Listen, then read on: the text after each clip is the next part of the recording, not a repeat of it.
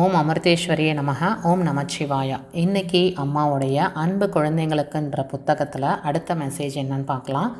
அகங்காரமும் சுயநலமும் உள்ள இடத்தில் கடவுள் இருக்க மாட்டார். நாம் உள்ளம் உருகி பிரார்த்திக்கும் போது இறைவன் நம்மை நோக்கி ஒரு அடி வருகிறார் எனில், நம்மிடம் சுயநலத்தை கண்டால் இறைவன் 1000 அடி நம்மிடம் இருந்து விலகி செல்வார். கிணற்றில் குதிப்பதற்கு 1 நிமிடம் போதும், அதிலிருந்து ஏறுவதுதான் கஷ்டம். அதுபோல் கடவுளின் கருணையை பெறுவதுதான் கடினம், அதை இழப்பதற்கோ 1 நிமிடம் போதும் அப்படின்னு அம்மா அழகாக சொல்லியிருக்காங்க பாருங்கள். இப்போது அகங்காரமும் சுயநலமும் இருக்கிற இடத்துல கடவுள் இருப்பாரா அப்படின்னு கேட்டிங்கன்னா இருக்க மாட்டார். இது நமக்கே தெரியும் தான். ஆனால் அதை தெரிஞ்சுமே நம்ம நிறைய இடத்துல தப்பு பண்ணுறோம். அது என்னன்னு பார்க்கலாம். ஒரு உதாரணத்தோடு நமக்கு சொல்கிறாங்க. ஒரு பாத்திரத்தில் ஏற்கனவே ஒரு அழுக்கு நீர் ஃபுல்லாக இருக்குது. அதில் எப்படி நம்ம சுத்தமான பாலை ஊற்ற முடியும்? ஊற்ற முடியாது தானே. அது மாதிரி தான் நம்மளுடைய மனசும். நம்ம மனசில் ஆல்ரெடி நான் அப்படின்ற அந்த அகங்காரம் இருக்குது, எனக்கு மட்டும்தான், அந்த சுயநலம் நிறைஞ்சு இருக்கும்போது எப்படி இறைத்தன்மை அதில் போய் நம்ம புகுத்த முடியும்? அந்த இடத்துல புகுத்துறதுக்கு இடமே இல்லைல்ல. ஸோ அதுதான் சொல்கிறாங்க. நாம் எப்போ உள்ளம் உருகி இறைவன்கிட்ட பிரார்த்திக்கிறோமோ அப்போது நம்மளை நோக்கி இறைவன் ஒரு அடி எடுத்து வைக்கிறாராமா. டெய்லியும் நம்ம இறைவனுக்காக 1 நிமிஷமாவது 2 நிமிஷமாவது 2 சொட்டு கண்ணீராவது விட்டு பிரார்த்திக்கணும் அப்படின்னு அம்மா சொல்கிறாங்க. அப்போ தான் இறைவன் நம்மளை திரும்பி பார்ப்பாரு அப்படின்னு சொல்கிறாங்க. ஆனால் அதே நேரத்தில் நம்மக்கிட்ட சுயநலம் இருந்துச்சுன்னு வச்சுக்கோங்களேன், இறைவன் நம்மளை விட்டு 1000 அடி தூரம் தள்ளி போயிடுவாராம். ஏன் தெரியுங்களா? அன்பு அப்படின்ற விஷயம் பகிரப்படுவது நம்ம அந்த இடத்துல செய்யாமல் விட்டுருப்போம். சுயநலம் அப்படின்றது சுருங்குவது. சுயநலம்னா நமக்கு மட்டும் செய்கிறது. அந்த இடத்துல இறைவனை பார்க்க முடியாது. அன்பு இல்லாத இடத்துலையும் பார்க்க முடியாது. இறைவன் அப்படின்றது விரிந்த பேரன்பு, பரபிரம்மம் இல்லைங்களா? நாம் அப்படி அவர் அவ்வளோ பேரன்போடு இருக்கும்போது நாம் எனக்கு தனக்கு அப்படின்னு சுருங்கும்போது நம்ம அவர்கிட்ட இருந்து தூரமாக தானே விலகி போகிறோம். நாம் மற்றவங்களுக்காக எப்போ கண்ணீர் விட்டு உள்ளம் உருகி பிரார்த்திக்கிறோமோ அப்போ இறை சக்தி நம்மளை தேடி வருதுன்னு சொல்கிறாங்க. மற்றவங்களுக்கோசரம் பிரார்த்தனை செய்கிறோம் இல்லையா? ஸோ அதெல்லாம் இறைவனுக்கு ரொம்ப பிடிக்கும். இறை சக்தி நம்மளை தேடி வரும்னு சொல்கிறாங்க. ஒரு அருமையான ஒப்புமை கூட இதில் சொல்லியிருக்காங்க.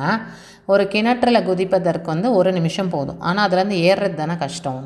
அதே மாதிரி தான் நம்மளுடைய குணங்களும் அப்படி தான். இப்போ நம்ம கோபப்படுறோம், ஒருவரை மட்டம் தட்டி பேசுகிறோம், சுயநலமாக நடந்துக்கிறோம், இதெல்லாம் பண்ணுறதுக்கு 1 நிமிஷம் போதும். கரெக்டுங்களா? நம்ம யாராவது நம்மளை ஹர்ட் பண்ணாங்கன்னா சட்டுன்னு கோவப்பட்டுறோம், திட்டிடுறோம். ஓகேங்களா? ஒருவரை மட்டம் தட்டி பேசணும் அப்படின்னா டக்குன்னு பேசுகிறோம். சுயநலமாக நடந்துக்கணுன்னா அதுக்கும் 1 நிமிஷம் போதும். ஆனால் அந்த கிணத்துல விழுறது அப்படின்றது ரொம்ப ஈஸி. இதுதான், டக்குன்னு விழுந்துடுறோம். ஆனால் அந்த பள்ளத்துலேருந்து மீண்டும் மீண்டும் நம்ம இறைவனுடைய கருணை பெறுறது மலை ஏறுவது போல் ரொம்ப கடினமான காரியம் அப்படின்னு சொல்கிறாங்க. நாம் செய்கிற குட்டி குட்டி தவறுகள் பல ஆண்டுகள் சேர்த்து வைத்த ஆன்மீக பலனை அழித்து விடும்னு சொல்கிறாங்க. அதாவது இப்போ நம்ம ஒரு ரூமில் உட்காந்தோ இல்லைனா கோயிலில் நம்ம ஒரு 5 நிமிஷம் அரை மணி நேரம் மெடிடேஷன் பண்ணுறோம். முடிச்சுட்டு நம்ம வெளியே வரும்போது குழந்தைங்க சத்தம் போடுறது, டிவி சவுண்ட் இருக்கிறது, வீட்டில் யாராவது நம்மளை ஹர்ட் பண்ணும்போது கோபப்பட்டுறோம். அப்போது நீங்கள் செஞ்ச மெடிடேஷனே வேஸ்ட்டுன்னு சொல்கிறாங்க அம்மா. அடுத்தது ஒருவரை மட்டம் தட்டி பேசுவது, மற்றவங்களை தாழ்த்தி பேசுறது, அந்த இடத்துலையும் இறைவன் நமக்கு கருணையோடு இருக்க மாட்டாருன்னு சொல்லிட்டாங்க. ஏன்னா நம்ம கருணையோடு மற்றவங்கிட்ட இருந்தால் தானே இறைவனுடைய அன்பு நமக்கு கிடைக்கும். அதுக்கப்புறம் சுயநலமாக இருக்கிறது, எனக்கு மட்டும், தனக்கு மட்டும், என் ஃபேமிலிக்கு மட்டும் அப்படின்னு இருக்கக்கூடாதுன்னு சொல்கிறாங்க. இதெல்லாம் செஞ்சோம் அப்படின்னா இறைவனுடைய கருணையை பெறுவதற்கு நம் வாழ்நாள் முழுவதும் தவம் இருக்க வேண்டும் அப்படின்னு சொல்கிறாங்க. ஆனால் அதை இழக்கிறதுக்கு ஒரே ஒரு நம்ம கிட்ட இருக்க 1 நிமிஷம் அகங்காரம் போதும். இறைவனுடைய கருணை நம்ம கிட்ட திரும்புறதுக்கு நம்ம வாழ்நாள் ஃபுல்லாக தவம் இருக்கணுமாம்மா. ஆனால் நம்ம ஒரு சின்ன தப்பு செஞ்சிட்டாலும் இறைவன் நம்மளை விட்டு 1000 அடி தூரம் பின்னாடி போயிடுவாங்கன்னு சொல்கிறாங்க.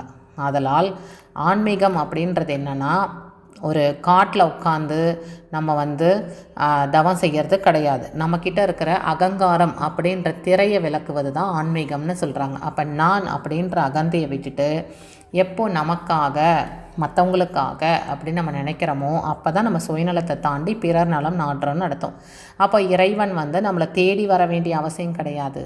அவர் நமக்குள்ளேயே இருந்து ஆக்ட் பண்ணுவாருன்னு சொல்கிறாங்க. உன்னால் உணர முடியும், உனக்குள்ளேயே அந்த இறைசக்தி வந்துடும், நீயே இறைவனாக மாறிடுவ.